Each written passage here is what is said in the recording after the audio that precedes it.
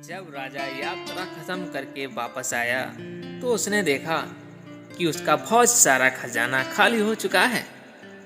राजा के लिए ये बड़े अचंभे की बात थी, क्योंकि यात्रा शुरू करने से पहले उसका खजाना भरा हुआ था।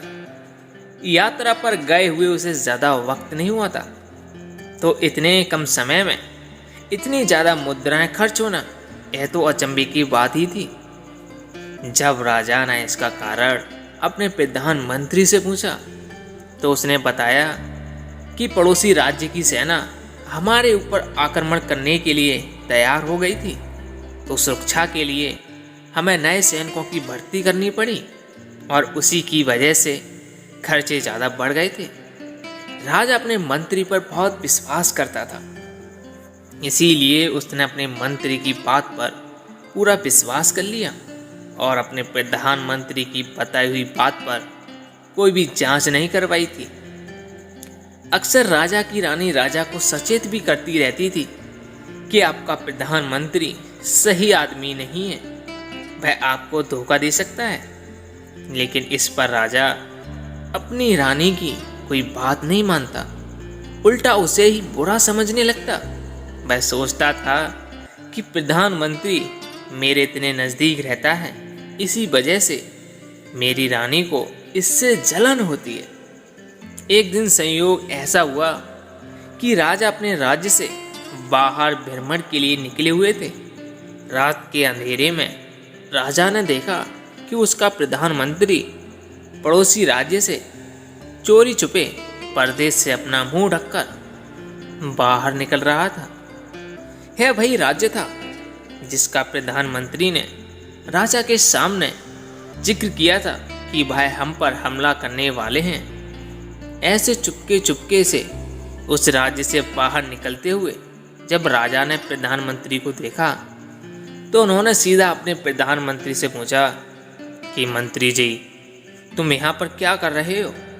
हमारे दुश्मन राज्य से तुम चोरी छिपे बाहर निकल रहे हो। इसका मतलब मैं क्या निकालूं?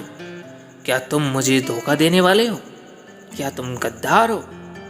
प्रधानमंत्री अपने राजा को देखकर पूरी तरह से सूख गया, वह पूरी तरह से घबरा गया। फिर उसने परिस्थिति को संभालते हुए राजा से कहा कि महाराज, यह राज्य हम पर हमला करने वाला था और मेरा मंत्री होने के नाते यह फर्ज बनता है कि मैं जासूसी करके यह पता लगाऊं कि हम पर किस तरह और कब हमला करने वाले हैं ये लोग। मैं तो अपना फर्ज निभा रहा था, लेकिन अफसोस की बात तो यह है कि आप मुझे गलत समझ रहे हैं। मैंने अपना पूरा जीवन न्यौछावर कर दिया, उसके बदले उसका परिणाम मुझे गद्दार के रूप में मिला। मंत्री राजा के सामने फूट फूट कर रोने लगा। मंत्री को रोता देख राजा को अपनी गलती का एहसास हुआ। उसने अपने मंत्री से कहा कि माफ़ करना मंत्री, हमने तुम्हें गलत समझा। हमें गर्व है कि हमारे राज्य में तुम्हारे जैसा मंत्री है, लेकिन जासूसी करने के लिए तुम्हें अपनी जान दांव पर लगाने की कोई ज़रूरत नहीं है। हमारे पास ऐसे सैनिक मौजूद हैं जो हमारे लिए जासूसी कर सकते हैं। तुम हमारे राज्य के लिए बहुत ज़्यादा मायने रखते हो, इसलिए आगे से तुम कभी भी जासूसी करने के लिए नहीं जाओगे। इसके लिए तुम सैनिकों को चुन सकते हो, लेकिन तुम्हें हमारे राज्य में रहकर हमारे राज्य को संभालना होगा। इस घटना के बाद राजा का विश्वास अपने मंत्री पर और भी ज़्यादा बढ़ गया था। अब वह छोटी सी छोटी बात में भी अपने मंत्री की राय लिया करता था। लेकिन कुछ समय बाद एक बहुत विचित्र घटना हुई। उनके दुश्मन पड़ोसी राज्य ने अचानक उनके राज्य पर हमला कर दिया।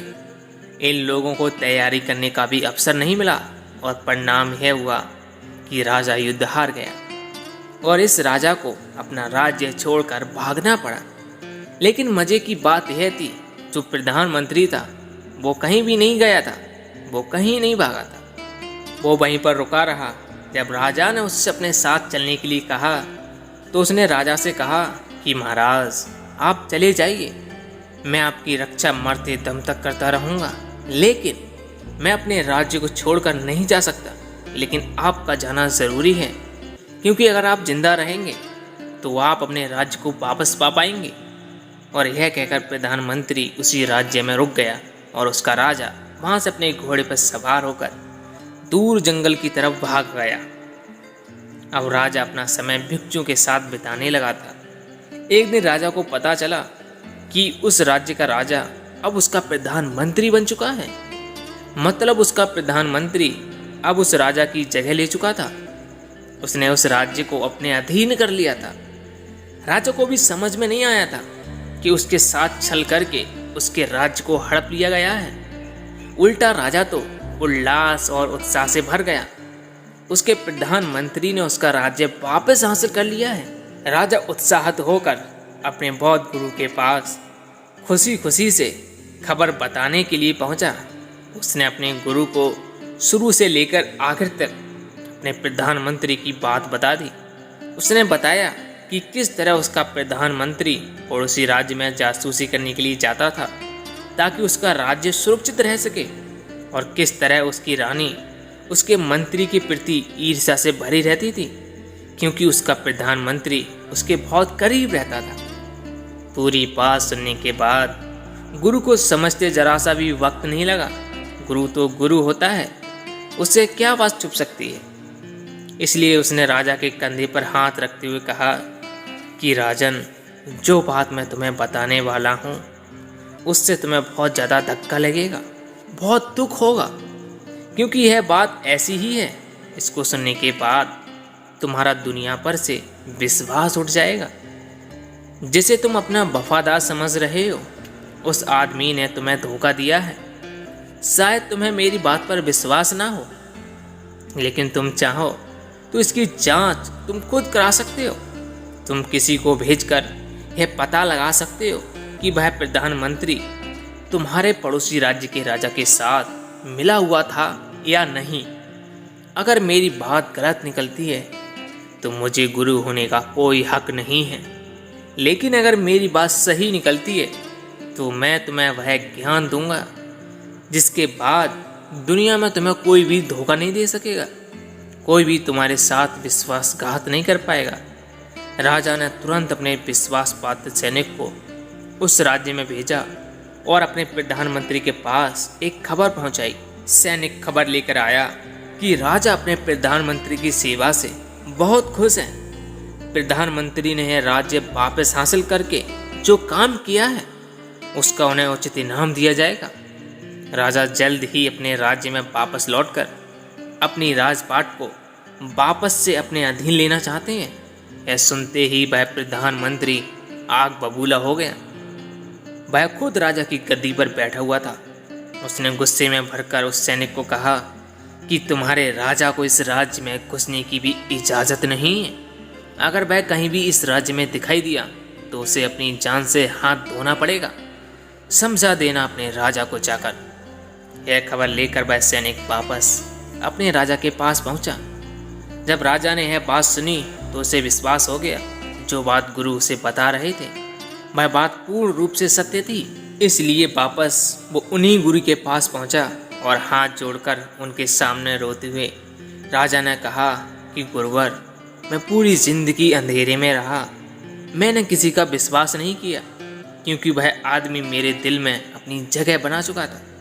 मुझे पता ही नहीं चला कि मुझे धोखा दे रहा है। लोगों ने मुझे सचेत करने की कोशिश भी की, लेकिन मैं मूर्ख लोगों को अपना दुश्मन समझता रहा। काश मैंने अपनी रानी की बात मान ली होती, काश मैंने उसकी बातों की जांच करवा ली होती तो आज मुझे ये दिन देखना नहीं पड़ता। लेकिन जो हुआ सो हुआ। लेकिन भविष्य में मुझे किन बातों का ख्याल रखना होगा जिससे मुझे कोई धोखा ना दे सके, मुझसे विश्वासघात ना कर सके। गुरु ने राजा की पीठ थपथपाते हुए कहना शुरू किया कि हमें धोखा तभी मिलता है जब हम हद से ज़्यादा विश्वास कर लेते हैं, और हद से ज़्यादा विश्वास करने से हम अपने आँख और कान बंद कर लेते हैं। ना तो हम अपनी आँखों से देख सकते हैं और ना ही हम सत्य को देखना चाहते हैं, और ना ही हम अपने कानों से सत्य को सुनना चाहते हैं। उम्मीद इंसान से रखते हो और शिकायत भगवान से करते हो। गुरु ने आगे कहना शुरू किया कि हमारे साथ धोखा हुआ है उसको तो हम नहीं बदल सकते, लेकिन धोखा होने से पहले धोखेबाज लोगों से हम सतर्क और सावधान जरूर रह सकते हैं। विश्वासघाती व्यक्ति की कुछ निशानियां होती हैं, कुछ तरीके होते हैं जिनसे अपने शिकार को वो फांसते हैं। उन तरीकों को पहचान कर धोखे से बचा जा सकता है। धोखेबाज आदमी आपके दिल में किसी भी तरह से अपनी जगह बनाना चाहता है, आप पर अपना विश्वास कायम करना चाहता है। इसके लिए वह नाना प्रकार के तरीके अपनाता है। सबसे पहले आपके करीब आने के लिए आपसे नज़दीकियां बनाएगा। वह आपको यह दर्शाता है कि उसके भी दुश्मन वही हैं जो आपके हैं, या फिर उसका भी लक्ष्य वही है जो आपका है। कुल मिलाकर वह आपको यह दिखाना चाहता है कि उसकी विचारधारा भी वही है जो आपकी है, ताकि आप दोनों के बीच नज़दीकियां पनप सकें। फिर धीरे धीरे अपने विश्वास के घेरे में आपको लेने के लिए कुछ ऐसी चाल चलता है कि आपको विश्वास हो जाता है कि मेरा सबसे विश्वास पात्र आदमी यही है। उदाहरण के लिए कुछ ऐसा काम कर देगा जो हमारे दोस्त भी हमारे लिए नहीं करते हैं। आपको बड़ा विचित्र लगेगा। जिस इंसान से मिले आपको थोड़ा सा समय हुआ है, आपके लिए ऐसा काम कैसे कर सकता है? आपके मन में सवाल उठेगा, लेकिन आप यह सोचेंगे कि यह इंसान बहुत अच्छा है, यह विश्वास के लायक है, यह मेरा मित्र हो सकता है। लेकिन याद रखना, अगर कोई हद से ज़्यादा अच्छा ही दिखा रहा है तो इसमें अभी कुछ रहस्य या कोई लालच छिपा हो सकता है। अगर आपके मन में यह सवाल उठ रहा है कि इंसान इतना अच्छा कैसे हो सकता है, इतना अच्छा तो दुनिया में कोई भी नहीं देखा हमने आज तक, तो समझ लेना कहीं ना कहीं कुछ ना कुछ गड़बड़ जरूर है, और उसकी जांच अपने तरीके से जरूर करवा लेना। फिर धीरे धीरे जैसे जैसे आपका विश्वास उस पर बढ़ने लगता है, वैसे वैसे आपकी जिम्मेदारियां वह अपने कंधे पर लेना शुरू कर देता है। वह आपको यह दिखाने की कोशिश करेगा कि मैं आपका कितना ख्याल रखता हूँ, और फिर धीरे धीरे वक्त के साथ वो आपकी सलाह या आपकी राय आपका काम करने के लिए भी नहीं लेगा। और अगर मान लो किसी दिन आपने उसकी कोई गलती पकड़ भी ली, चमत्कारी या धोखेबाजी पकड़ भी ली, तो वह लोग इसका विरोध नहीं करेंगे, अपनी गलती को स्वीकार कर लेंगे। वह आपके साथ बहस भी नहीं करेंगे, यह भी नहीं दर्शाने की कोशिश करेंगे कि यह गलती उनसे किस वजह से हो गई। उनकी बातें बड़ी मीठी होती हैं, वह आपके दिल में घर कर जाती हैं। वह आपके सामने आपकी बड़ाई करेंगे, आपकी कमजोरियां बताने की बजाय आपके सामने आपकी बड़ाई करेंगे। और याद रखना, सच्चा दोस्त वही होता है जो आपके सामने आपकी कमजोरियां गिनवाता है, ना कि आपके सामने आपकी बड़ाई की पुल बांधे चले जाए। सच्चाई कड़वी जरूर होती है, लेकिन वही आप में सुधार कर सकती है। उनकी बातें इतनी मीठी होती हैं कि अगर वह आपको धोखा भी दे दें और आपको पता भी चल जाए, तो भी आप उनका साथ नहीं छोड़ना चाहते। अगर आपके साथ ऐसा ही हो रहा है तो समझ लीजिए आप विश्वासघाती आदमी के चुंगल में पूरी तरह से फंस चुके हैं। आपको इस धोखे से बाहर निकलना होगा। उसने आपको धोखा दे दिया, इससे बड़ा और क्या सबूत चाहिए? आप किस बात का इंतजार कर रहे हो? आज ही उसका साथ छोड़ दो, उस पर विश्वास मत करो, वरना भविष्य में इससे भी बड़े धोखा देगा। क्योंकि उसको आपकी कमजोरियां पता चल चुकी हैं। उसे पता चल चुका है कि आप उसका साथ नहीं छोड़ सकते, और अब पूरी तरह से वह अब आपको अपने अधीन कर लेगा।